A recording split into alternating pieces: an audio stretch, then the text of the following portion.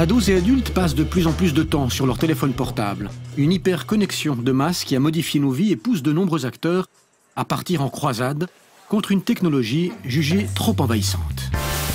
Évidemment, il y a des effets positifs au numérique et personne ne veut toucher ça. Vous n'êtes pas contre les écrans en soi? Évidemment que non. Le problème, c'est que quand on met ces outils-là dans les mains des enfants et des adolescents, ce n'est pas vers ces usages positifs qu'ils se tournent, mais c'est, dans leur quasi-totalité, les chiffres que vous avez donnés, c'est des usages qu'on appelle récréatifs, uniquement de divertissement.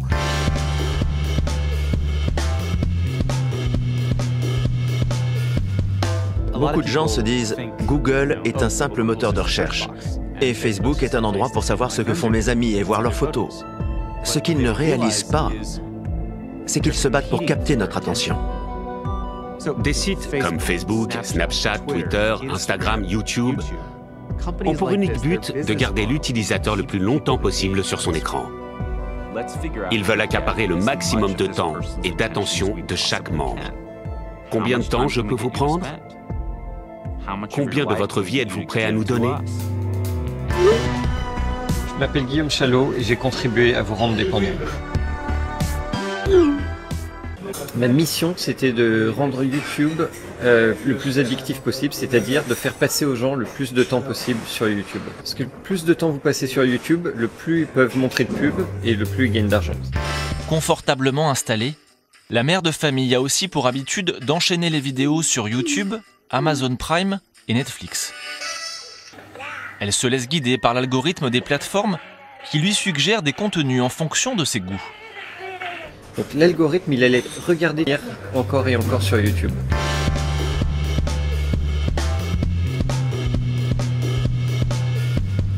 Si vous tapez « le changement climatique est » dans Google, vous allez avoir des résultats différents selon votre localisation.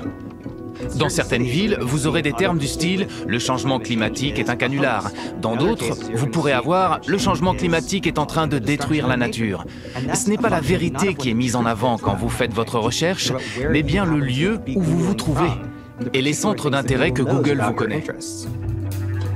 Nous, on a découvert un peu par hasard qu'à chaque fois qu'on naviguait en ligne, il y avait des sociétés qui récupéraient nos données, qui regardaient quelles recherches on faisait, d'où on se connectait, quel téléphone on utilisait, plutôt Apple, plutôt Android, etc. Et qui, avec toutes ces données, calculaient des scores sur nous, des notes. Est-ce qu'on va être un bon consommateur? Est-ce qu'on va beaucoup consommer? Est-ce qu'on est potentiellement un consommateur à risque? Est-ce qu'on ne va pas payer? Est-ce qu'on est un pirate, etc. Et donc, on a découvert qu'il y avait des dizaines et des dizaines de scores qui étaient calculés sur nous, sans même qu'on en ait conscience. On entend beaucoup de choses sur les informations que Facebook collecte. Mais il faut réaliser que la grande majorité de sociétés fait exactement ça. Snapchat et YouTube, par exemple. Ce sont aussi des services gratuits, mais on les paye quand même en livrant nos informations. Vous êtes le produit et on vous monnaie. On dit souvent, si vous ne payez pas pour le produit, c'est que vous êtes le produit. Ce que les gens doivent comprendre, c'est qu'absolument toutes les activités qu'ils exercent en ligne sont regardées, traquées et mesurées. La moindre action que vous faites sur le net est soigneusement étudiée et enregistrée. Ils savent quand vous regardez une image et pour exactement combien de temps. Sérieusement, ils le savent.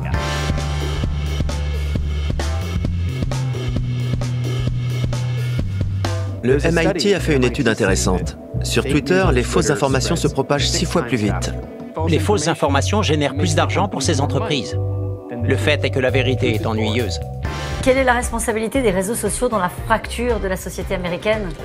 Énorme, parce que, Thomas le disait tout à l'heure, les gens n'ont pas accès aux mêmes informations, ils ne discutent pas des mêmes faits du même monde réel. C'est une info en silo, chacun a son couloir de nage, et on ne discute plus, il n'y a plus de débat. Si tout le monde a sa propre version des faits, il n'est plus nécessaire de faire des compromis, de se comprendre ou en définitive d'interagir avec des gens en désaccord. Il est nécessaire d'avoir une compréhension commune de la réalité qui nous entoure. Sinon, on n'est plus un pays. J'ai conduit chez Facebook une expérience qu'ils ont appelée « expérience de contagion à grande échelle ». Le fait est que ça a parfaitement fonctionné. Ils étaient en mesure d'avoir une incidence sur des actions de la vie réelle sans jamais que l'utilisateur soit réellement conscient de ce qui s'est passé. Il est à 1000 lieues d'imaginer ce qu'on lui fait subir.